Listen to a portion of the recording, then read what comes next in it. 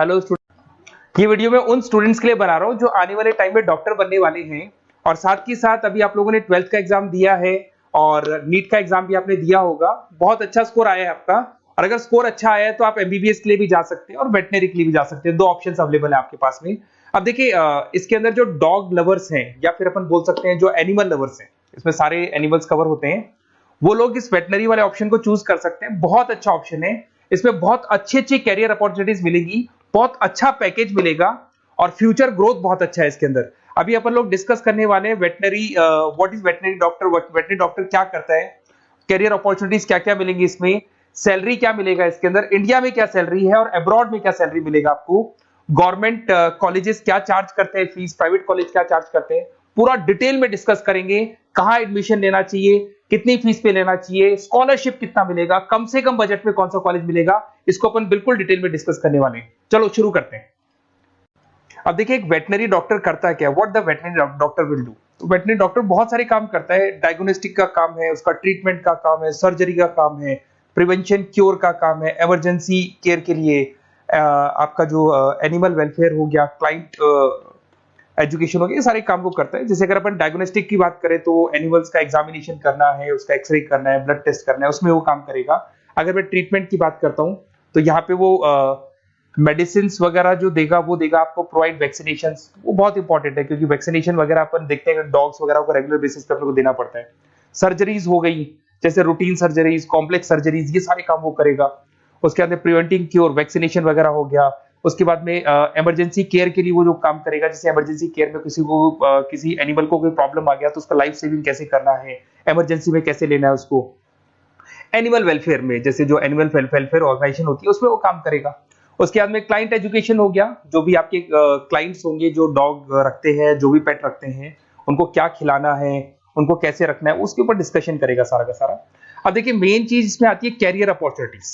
क्या career opportunities होगी, आप डॉक्टर बन जाएंगे तो डॉक्टर बनने के बाद में आपकी जॉब कहां लगेगी या फिर अपना खुद का प्राइवेट बिजनेस खोलेंगे, कैसे करेंगे आप। इसमें सबसे बढ़िया ऑप्शन है प्राइवेट क्लिनिक्स। ये लोग अपना खुद का प्राइवेट क्लिनिक खोलते हैं, small animal, large animal, mix दोनों के लिए खोल सकते हैं। तो प्राइवेट क्लिनिक के अंदर बहुत अच्छी अर्निंग है। अपन उसका जो सैलरी पार्ट है वो भी डिस्कस करेंगे नीचे। उसके बाद में आपका एनिमल हॉस्पिटल्स हो गए, प्राइवेट और गवर्नमेंट दोनों हॉस्पिटल है जहां पे जॉब लग सकती है।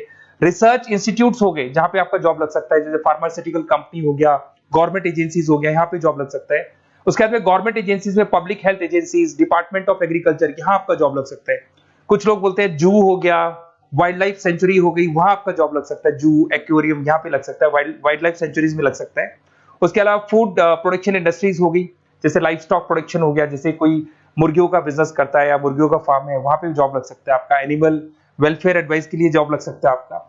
कुछ नॉन प्रॉफिट ऑर्गेनाइजेशन होती है जो एनिमल्स के लिए खुली हुई है और उनका ऑब्जेक्टिव होता है कि कोई भी अगर एनिमल के साथ कोई प्रॉब्लम है तो वो लोग सॉल्व करते हैं उसको, उसका कोई चार्ज नहीं है, वहां आपका जॉब लग सकता है। उसके बाद में पेट और फूड न्यूट्रिशन, क्या खिलाना है, जैसे आपने सुना होगा डॉग्स को पेडिग्री देते हैं अपन, वैसे कौन सी चीज खिलानी चाहिए, क्या नहीं खिलाना चाहिए, उसकी जो जितनी मेडिसिन बनेगी या जितने फूड बनेंगे वहां जॉब लग सकता है आपका। उसके अलावा आपका स्कूल्स एंड कॉलेजेस में आपका जॉब लग सकता है एज अ फैकल्टी। पढ़ने के बाद में अगर आपका इंटरेस्ट है फैकल्टी बनने का तो वहां आपका जॉब लग सकता है। कंसल्टेंसी फर्म्स हो गया, animal health consultancy, food safety consultancy, यहाँ आपका जॉब लग सकता है। देखो ये सारे ऑप्शन है। उसके अलावा सैलरी पैकेज देखो, अभी मैं जो सैलरी पैकेज की बात कर रहा हूँ, इंडिया की बात कर रहा हूँ, अपना जो होम कंट्री इंडिया इसकी बात कर रहा हूँ। फिर अपन सैलरी पैकेज की बात करेंगे, वो अब्रॉड की बात करेंगे। तो सब में अगर आप देखें तो ऑन एन एवरेज ये मान के चले कि आपका 5 लाख से 10 लाख तक का एवरेज जा रहा है पैकेज। अगर प्राइवेट क्लिनिक भी आप खोलते हैं, गवर्नमेंट सर्विस भी करते हैं ना, तो आप ये मान के चले कि आपका पैकेज 5 से 10 के बीच में जाएगा। उसके बाद रिसर्च इंस्टीट्यूट में भी यही मिलेगा आपको, जूस वगैरह के अंदर आपका यही 5 से 10 लाख के बीच में मिलेगा। फूड प्रोडक्शन इंडस्ट्रीज है, नॉन प्रॉफिट ऑर्गेनाइजेशन है, तो ऑन एन एवरेज ये मान के चलो 5 लाख टू 10 लाख, तो एज अ फ्रेशर आपको एक्सपीरियंस हो जाएगा तो पैकेज बढ़ जाएगा। कंसल्टेंसी फर्म से यहाँ लग सकते हैं। बट अगर आप अब्रॉड का प्लान कर रहे हो ना, तो अब्रॉड के अंदर तो ये मान के चलो कि आपका जो सैलरी है उसके अंदर बहुत जबरदस्त मल्टीपल इंक्रीमेंट होने वाले हैं। अगर आप अब्रॉड का प्लान कर रहे हैं, अगर यूएस में अगर आपका जॉब लगता है तो मान के चले ऑन एन एवरेज $1 लाख है एनुअली। तो अगर $1 लाख का मतलब मान के चले तो 83 या 80 रुपीज राउंड फिगर में मानोगे तो भी 80 लाख रुपए आपको मिले। तो इसके अंदर एक बहुत अच्छा ऑप्शन है कि आप एज अ डॉक्टर बन के अब्रॉड भी जा सकते हैं। कुछ लोग हैं जो नहीं जाना चाहते बट कुछ जाना चाहते हैं तो वो जा सकते हैं, इसमें अब्रॉड भी जा सकते हैं। उसमें यूएस है, यूके है, ऑस्ट्रेलिया है, कनाडा है, जर्मनी है, बाकी और बहुत सारी कंट्रीज है जहां पे बहुत अच्छे अच्छे जॉब लगेंगे। ऑन एवरेज मान के चलो 80 लाख, 70-80 लाख रुपए आपको साल के मिल जाएंगे। ये सारे ऑप्शंस हैं।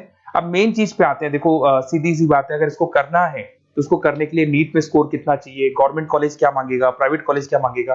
अगर मैं गवर्नमेंट कॉलेज की बात करता हूं तो नीट में मिनिमम 450 का मार्क्स चाहिए आप।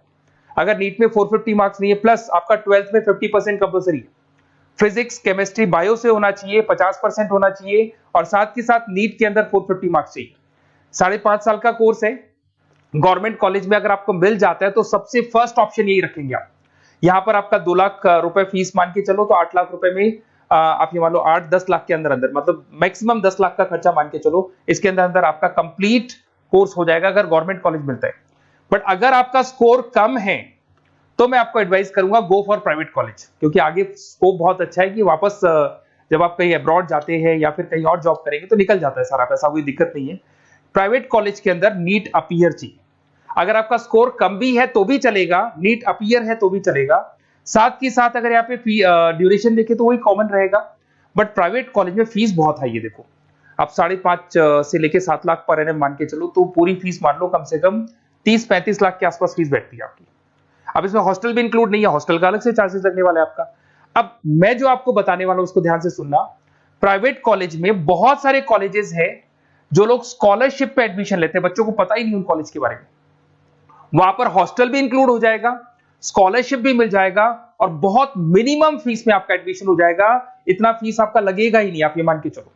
तो उन सारे कॉलेजेस का अपन डिटेल में डिस्कस करेंगे। मेरा नंबर आप लोग के पास है, इस पे जैसे आप कॉल करेंगे तो या तो मैं रिसीव कर लूंगा, अगर मैं रिसीव नहीं करूं तो आप मेरे को मैसेज डाल के छोड़ना, मैं हाथों हाथ डिटेल, मेरे जो डिटेल काउंसलर्स हैं उनसे मैं बात करा दूंगा, वो आपको डिटेल में सारा डिस्कस करेंगे। Okay, best of luck. कोई प्रॉब्लम हो, ये नंबर है मेरा, इस पे कॉल कर सकते हैं। Okay, best of luck.